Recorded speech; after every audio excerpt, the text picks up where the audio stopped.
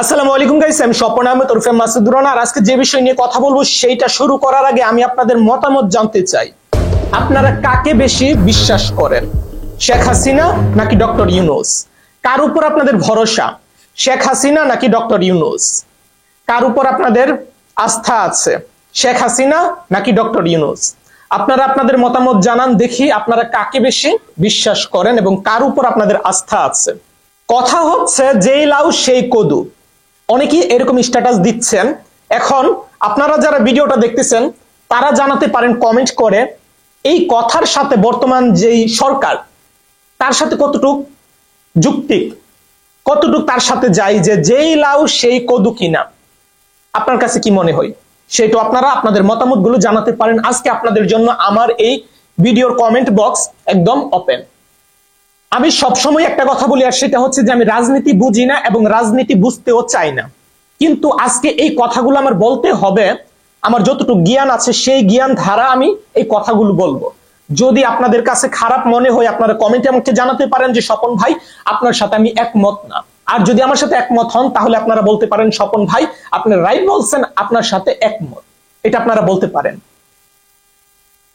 এখন যারা স্ট্যাটাস দিচ্ছেন যেই লাউ সেই কদু, এটা দ্বারা বোঝানো হচ্ছে যে আমাদের আগে যে সরকার ছিল মাননীয় প্রধানমন্ত্রী শেখ হাসিনা, সাবেক প্রধানমন্ত্রী, উনি এবং ডক্টর ইউনূস তাদের মধ্যে কোনো পার্থক্য নাই, এরকম বোঝানো হচ্ছে যে যেই লাউ সেই কদু। কারণটা কি? কারণটা হচ্ছে ডক্টর ইউনূস উনি যে ইলিশ মাছ আছে সেটা ভারতে পাঠাচ্ছে। যখন সাবেক প্রধানমন্ত্রী শেখ হাসিনা ছিল উনিও তখন ভারতের সাথে সুসম্পর্ক ছিল এবং সেখানে প্রচুর ইলিশ পাঠাইতো। তো এইখানে ডক্টর ইউনূস এবং শেখ হাসিনা তাদের দুইজনের মধ্যে কোনো পার্থক্য খুঁজে পাচ্ছে না জনগণ, যার ফলে জনগণ এখন শেখ হাসিনার সাথে কিছুটা মিলাচ্ছে ডক্টর ইউনূসকে। আমি বলি ভাই, আমাদের দেশকে যদি আপনারা এগিয়ে নিতে চান, দেশের উন্নতি যদি করতে চান, তাহলে অবশ্যই আমাদের দেশ থেকে কিছু পণ্য রপ্তানি এবং আমদানি করতে হবে। এখন ইলিশ যে বাংলাদেশ থেকে ভারতে পাঠানো হচ্ছে, এটা কি আমরা বিনামূল্যে পাঠাচ্ছি তাদের দেশে? অবশ্যই না।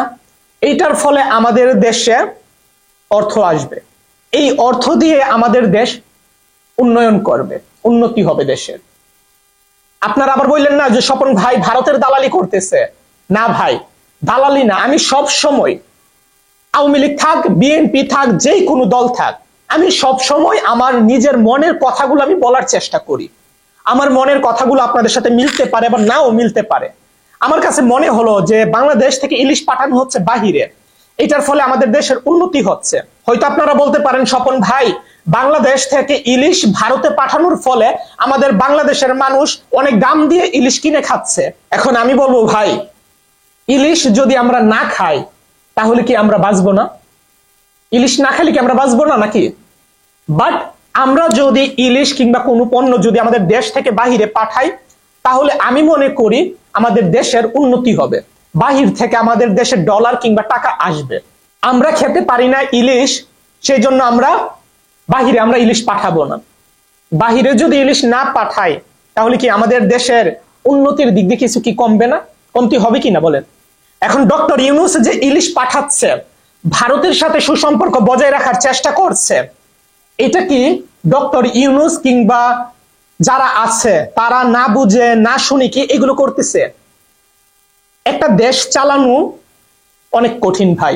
হয়তো আমরা সাধারণ জনগণ এটা আমরা বুঝবো না, কিন্তু যারা দেশ চালায় তারা বুঝে, তারা জানে সবকিছু মেনটেন করে চলতে হয়, সবকিছুকে কন্ট্রোল করতে হয়, তারপর একটা দেশ চলে। সেই জন্য আমরা আবেগে হয়তো বলতে পারি যুদ্ধ লেগে যাব, বাট যুদ্ধ লাগার পর কি হবে সেটা হয়তো আমরা সাধারণ মানুষ বুঝবো না। এটা একজন সরকার বুঝতে পারবে। একজন সরকার জানে এটা যে যুদ্ধ লাগলে দেশের কি ক্ষতি হতে পারে, বা একটা দেশকে উন্নয়ন করতে কি পরিমাণ পরিশ্রম করতে হয়, কি পরিমাণ ট্যাক্স জনগণের কাছ থেকে নিতে হয়, এটা একটা সরকার ভালো করে জানে।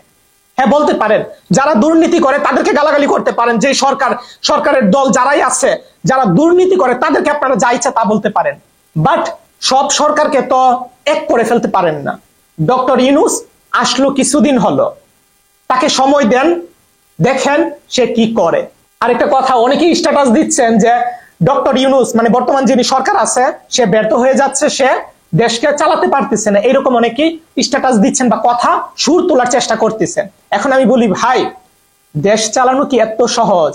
হ্যাঁ, ডক্টর ইউনূসের জায়গায় যেই কোনো সরকার আসুক না কেন, যেই কোনো দল আসুক না কেন, প্রথম অবস্থায় দেশে বিশৃঙ্খলা থাকবে। কিছু মানুষ দেশে বিশৃঙ্খলা তৈরি করবে। বিরোধী দল, যারা বিরোধী দল তারা অবশ্যই বিশৃঙ্খলা তৈরি করবে। ধরেন সরকার আসলো, বিএনপি আসলো, যদি বিএনপি আসে, বিএনপির সময়ও দেখবেন যে বিশৃঙ্খলা, কিছু সংখ্যক মানুষ বিশৃঙ্খলা তৈরি করার চেষ্টা করবে। যেই সরকারই আসুক না কেন, কিছু মানুষ চাইবে যে যেই সরকার আসলো তাদের বদনাম করার জন্য, যে তারা আসার পর বিশৃঙ্খলা তৈরি হচ্ছে, এরকম একটা কথা সুর তোলার জন্য তারা চেষ্টা করবে দেশে বিশৃঙ্খলা তৈরি করতে। সেম টু সেম বর্তমানে আছে ডক্টর ইউনূস, তার ক্ষেত্রেও কিছু মানুষ চেষ্টা করতেছে বিশৃঙ্খলা তৈরি করতে আমাদের বাংলাদেশে, যেন মানুষ আঙ্গুল তুলতে পারে যে ডক্টর ইউনূস ব্যর্থ হয়ে যাচ্ছে, উনি কন্ট্রোল করতে পারতেছে না, এই কথাটা যেন বলতে পারে, সেই জন্য বিশৃঙ্খলা তৈরি করার চেষ্টা করবে কিছু মানুষ। কাজেই আমাদের এটা মাথায় রাখতে হবে ভাই, দেশ চালানো এত সহজ না।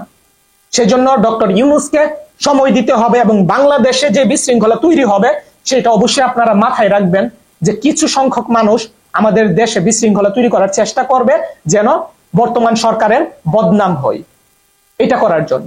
যাই হোক, আমি যদি কোনো ভুল বলে থাকি তাহলে আপনারা আমাকে জানাতে পারেন যে স্বপন ভাই, আপনি যে কথাগুলো বলছেন এটা সম্পর্কে আপনার আইডিয়া নাই, আপনি জানেন না রাজনীতি সম্পর্কে, এই জন্য এরকম বলতেছেন, এটা আপনারা আমাকে বলতে পারেন। বাট আমি আমার মতামত আমি জানালাম, আমার কাছে যেটা মনে হচ্ছে যে এটা একটা ষড়যন্ত্র চলতেছে, এটা বিশৃঙ্খলা তৈরি করার চেষ্টা করা হচ্ছে, এটা আমার কাছে মনে হলো। আর ইলিশের বিষয়টা হচ্ছে যে আমাদের অর্থ আসবে বাহির থেকে, আমাদের অর্থ আসবে, এটার ফলে আমাদের দেশ উন্নয়ন করবে, এটা আমি মনে করি। এবং অন্য দেশের সাথে সম্পর্ক বজায় রাখা, এটা হচ্ছে প্রতিবেশী দেশ যদি থাকে, চীন থাক, পাকিস্তান থাক, যেই কোনো দেশ থাক, তাদের সাথে সম্পর্ক প্রত্যেকটা দেশেরই ভালো থাকা উচিত, যেন আমরা নিরাপদে থাকতে পারি, যেন দুই দেশের মধ্যে যেন বিশৃঙ্খলা তৈরি না হয়, যুদ্ধ যেন লেগে না যায়, সেই চিন্তা আমাদের মাথায় সবসময় রাখা উচিত এবং তাদের সাথে সম্পর্ক বজায় রাখা উচিত। বাট তারা যদি অতিরিক্ত করে তখন সেইটার প্রতিবাদ করতে হবে আমাদেরকে, সেইটার বিরুদ্ধে আমাদের অ্যাকশন নিতে হবে অবশ্যই। তখন অবশ্যই আমাদের বর্তমান সরকার যেই আসুক না কেন তাকে অবশ্যই তাদের বিরুদ্ধে অ্যাকশন নিতে হবে। শেষ কথা হচ্ছে, আমরা মানুষ, প্রত্যেকটা মানুষ সমানভাবে চলবে, সমান অধিকার থাকবে। যে কোনো দেশের, কোনো দেশকে ছোট করে, কোনো দেশকে বড় করে, এগুলো দেখা একদমই উচিত না মানুষ হিসেবে আমি মনে করি।